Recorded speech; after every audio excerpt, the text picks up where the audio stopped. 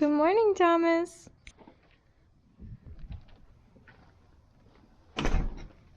Welcome back to Todd Family Farm. So today is Tuesday. First thing this morning, we're going to be taking a load of scrap metal down to the salvage yard. So yesterday we spent some time kind of getting all of our scrap metal gathered up, getting it put on our trailer to take a load down to the salvage yard. So if you guys enjoy the video, and we'll see what happens today. Getting the tires aired up. So here's our load. We got some miscellaneous on there, but then we have two pickup beds, pickup boxes. So if you saw, it would have been in one of the previous videos, we took the box off of this truck because it was pretty much rotted through and put the flatbed on. So now we're gonna take this bed down to the salvage yard. We also have that smaller one that we took off of our Ford Ranger a year or two ago. It's the load.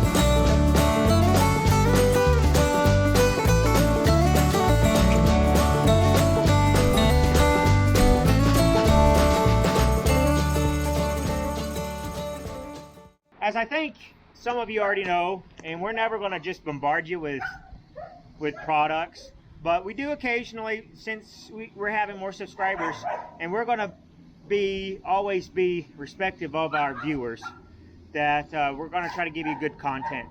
So we don't just come out here and fuss about everything that somebody wants us to advertise for them. But we do occasionally get products offered to us to try out or to review, and one of those products is grubterra. So we got contacted 2 or 3 times, and I appreciated what do I appreciate about grubterra already is that, I mean, they obviously have a good HR person or advertising promotional person that's seeking to interact. So when they have that effort and it's a real person and they have a good attitude, that's a good thing. So that's one of the reasons that we will kind of look into a product. So I imagine the customer service is good. I imagine they care about their product and that's such a thing. So what is grubterra? Grubterra here. So they sent us this to try. So this was free for us to try. To be honest, I wasn't really all that excited about it because this bag is fairly expensive, just straight up. Because I thought, man, our chickens are going to blow through that. But really, when you get to understand it and you take a look at it, it is a supplement. And it's a very high protein, so it's in a very high fat. So I got to looking at this and I thought, you know what, this might be actually exactly what we need. Because we get corn screenings and we get fines, and we have like these weed seeds and all that fall out of our corn, and we collect and we feed back to the chickens. But that doesn't have a real high protein content. So our free-range chickens have plenty of protein for the summer. 2 reasons. There's lots of grasshoppers and bugs, and it's not that cold. They don't need to be that fat and sassy. In the wintertime, though, we have to feed them more feed, and that's not all that fun. So corn isn't enough in and of itself to supplement a chicken. So this is a great protein source and fat source for chickens during the winter. So I think that's absolutely something we can really look into. So just as a supplement, calcium, fat, and protein for chickens in the winter. So I'm actually kind of excited to see how it is. So we're going to try it today. We'll show it to you. We're going to hashtag grubterra, one word, underneath this video. And if or when we do an update, if you're watching this video because you came to see this product, hit the hashtag. I'm sure it takes you to other videos, but it might take you to any of our future videos we do about this product.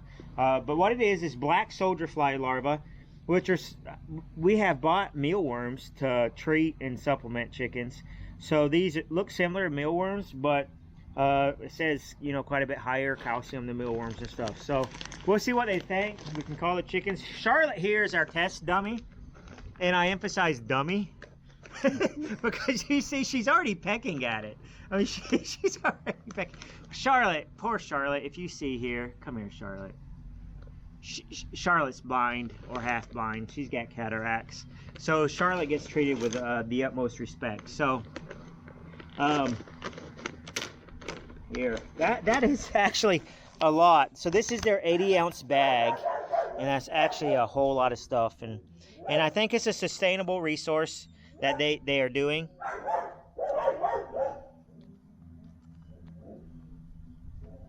So it does appear to be very digestible.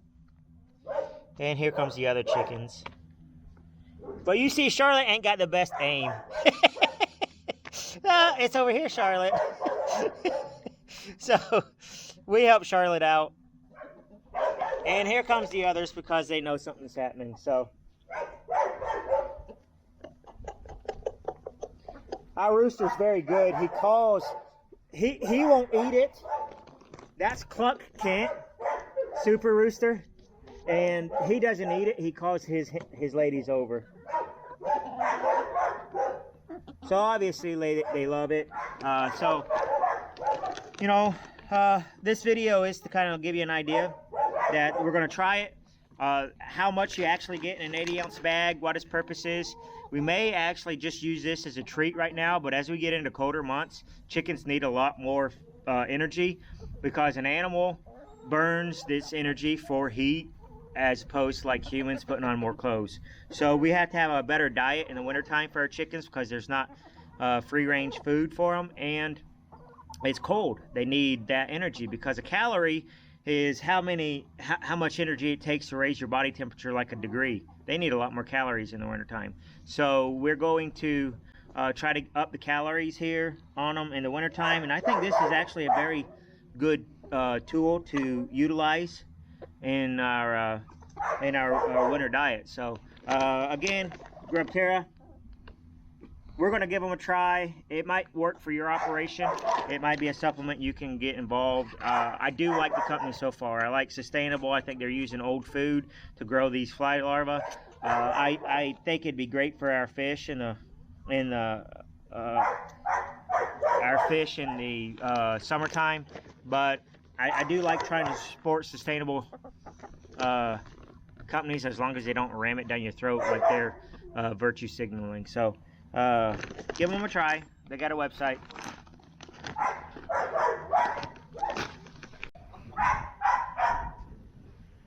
Chick, chick, chick, chick, chick, chick.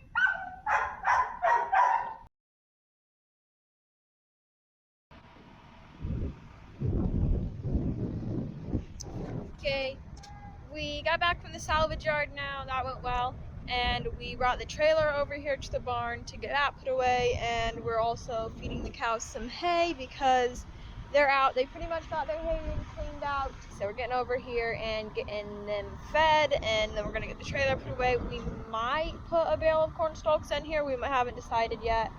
We'll see about that, and then we're gonna get a fresh bale up here for the sheep as well. So we're supposed to have tomorrow and Thursday are going to be nice days, like up in the 70s maybe, but then after that it's not going to get out of the 30s at all for at least a solid week. So we're trying to get some stuff done before the cold weather and get things ready for winter. So okay, we got the bale of hay fed, and we've decided that we're gonna put a bale of corn stalks in there too. So you can see their lot is kind of mushy, so that will give them some nice dry bedding to bed down on, and then also they will munch on the corn stalks, and that will make their hay bale last longer when they're munched on corn stalks too. So supplementing them with some corn stalks and getting them some bedding as well. So I've been left to guard the gate, mainly from the horses down there, because I don't think the cows are too interested in the gate right now. I have my stick here in case I need to detour the cows from charging at me. I don't know what it is, but if you see back there, Belinda, first of all, when you're working with animals, you can never completely trust them because they have a mind of their own, they're unpredictable, and they could hurt you at any moment. And when working with cows, you have to be careful, they could charge you and hurt you. But, see that one right back there, Belinda, the one that's staring at me right now? She has horns, and she knows how to use them, and I don't know what it is about me, but she does not respect me at all. She respects Dad a lot, but she does not respect me. I don't know if it's the fact that I'm like half the size of Dad or what. Probably is. So the stick is just a little bit of, you know, add to my intimidation if they're not already intimidated by me, which they aren't. I wonder why. But the struggles of being 5'2" and working on a farm. There goes my stick. Whoops. If you notice, yes, it's a bit roughed up. The horses actually may or may not have busted in there and roughed up our corn stalk, this one. So they got kicked out of the corn crib, but they're going in there now, which isn't good. But they might have got it pinned off. So the horses were able to get a hold of this one, unfortunately, and rough it up a bit. But that's okay. They munched on it, enjoyed munching on it. They didn't do too much damage. You may think the cornstalk bale's moving on its own, but it's actually Belinda. Being completely honest, Belinda may be my least favorite cow just because she's mean to me. For some reason, she is not intimidated by me, and who in their right mind would not be intimidated by me? Hello, Belinda! She's making progress.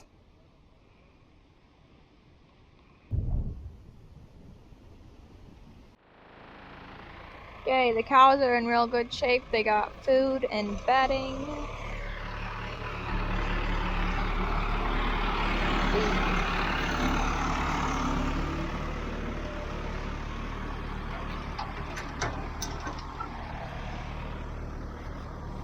Gates closed up here.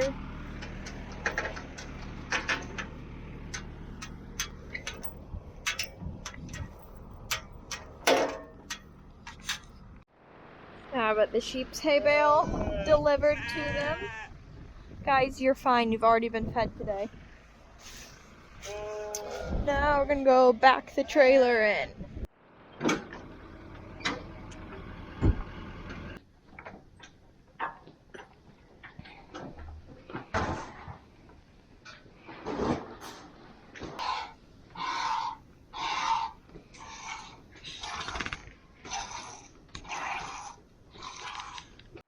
So we're going ahead and getting afternoon chores done while we're over here, and one of the things that goes with that is Dad milks every afternoon. So once a day, he always milks. Flossie is our milk cow. She is a Guernsey. She stays out in the lot with the other cows. Daddy just goes, calls her.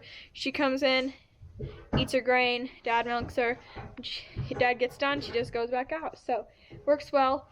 Every single day as well, he gets a little milk out for the kittens, as you saw up there, he's putting in a little container. So all the cats down here expect their milk daily, as do the kittens up at the barn. Now you might be saying, your cats are super, super spoiled. And the answer to that would be, yes, they absolutely are. They are probably the most spoiled barn cats that I have ever seen. So we'll get the sheep put up, then go up to the barn and get the kittens up there their milk. Okay, I got the sheep put up. We got the chores down at that barn done, so we're gonna go in the big barn here. We will feed these little kittens their milk. You'll see in here, I'll record, we put them in a little cage until they get their milk, and the reason for that is, I'm getting a fresh battery for my camera now, but the reason for that is because when they are out, they will go right up to Flossie when Dad is milking and get right beneath her feet and will end up getting stepped on. So we put them in their cage for their own safety till we give them their milk, and we wait until Dad's partially way through milking. That way they don't get finished with their milk before he's done and then go over there and end up getting themselves stepped on. So it's the reasoning behind that. So we'll go in here and show you guys the kittens. Ready? Okay, guys. It's okay.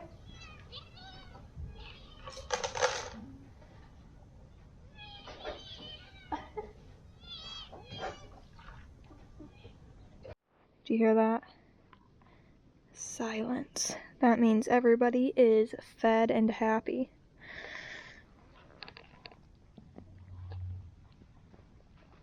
We have the weaned calves, who are very healthy, as you can see by the round bellies on them. Hey! And that's pretty much it for afternoon chores. Hey. They don't like me.